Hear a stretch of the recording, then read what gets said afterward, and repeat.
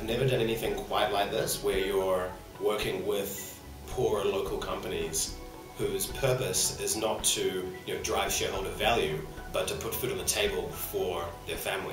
My group is helping out a hairdresser formulate her strategy plans. So taking some bankers and IT professionals and engineers, it's an environment should create some cool results, I hope. We're in the classroom a lot of cases and a lot of analysis on future cash flows, but not much about how to implement this stuff into real small businesses in places like Johannesburg. We just arrived to the airport from London and we're like super tired, but we're excited about what's coming.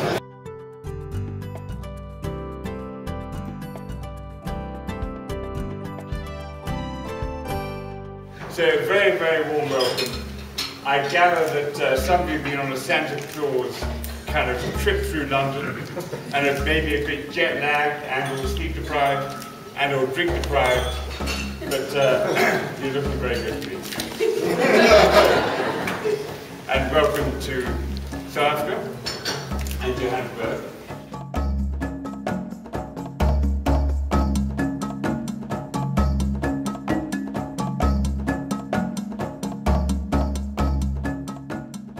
So part of coming to London Business School was to learn about and travel to new places and learn about different cultures, and I'd never been to Africa, and this GB was an amazing experience to not only visit South Africa but come and work with micro entrepreneurs and my fellow classmates and get to know people before I head off on exchange.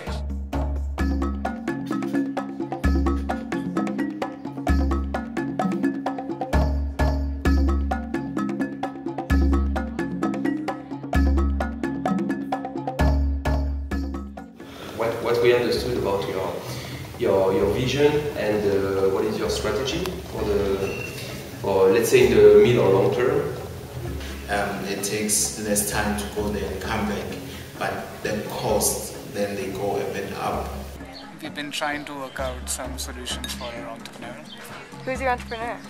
He's actually a very small micro entrepreneur. He has a spaza shop, essentially a very small grocery shop, a convenience store, and we're trying to improve his profitability. The only problem is he does not know what his profitability is or profits are. So first we're trying to figure out how he figures that part out. Unfortunately, he does not know how to read or write. So we're trying to make a bookkeeping system where he does not have to read or write anything, but he still is able to do that, and as a result people have different ideas, they don't always match. So it's a typical OB plus strategy plus all kinds of MBA problems that you can think of.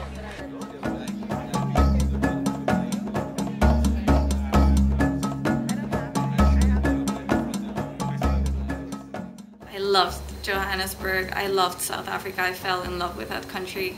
The highlight was the last day that we were in Joburg, when we just got all together with our navigators and our entrepreneurs, and we had a session on what we had learned in general from the whole experience. Our navigator to me was amazing. She was this 23-year-old girl, but she had a baby, she was married, she was running her business with her husband. And just to talk to her and have her show us around Alex, show us around the mall, the restaurant, tell us about her life. It gives you a different perspective of a country where you see in the news that they're having a lot of trouble and everything, and you wouldn't expect that they would be so ambitious. I think it's been great to just feel excited again about working in emerging markets. I did that before, and I always felt like coming to business school was a totally different place, foreign, new concepts, and then coming here, it's just reminded me of like what I love about being in an international place, seeing challenges, but then also feeling like you learn something new that you can apply, and it makes you a more effective person.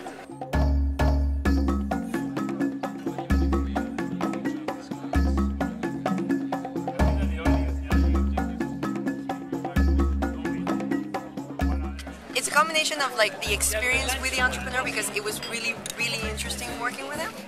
This guy, he just makes you feel like, okay, he's 27 and he's done all these things considering, I don't know, the resources he has. What am I doing with what I have considering all the resources I have? And then the other thing is like it's fun to be here with everyone. I was away from school, so now I'm with 95 great people. Every day has just been a lot of fun.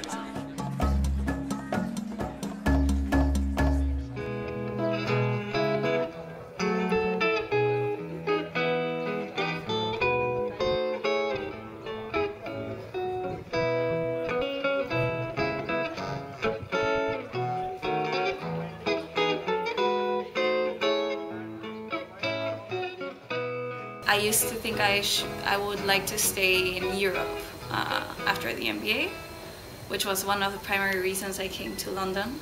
But after being in Africa, it made me think of how much I could add and give back to my country if I were to go back there. And for example, I visited Sub Miller, and it's one of the companies that they're investing in entrepreneurs. They have some competitions.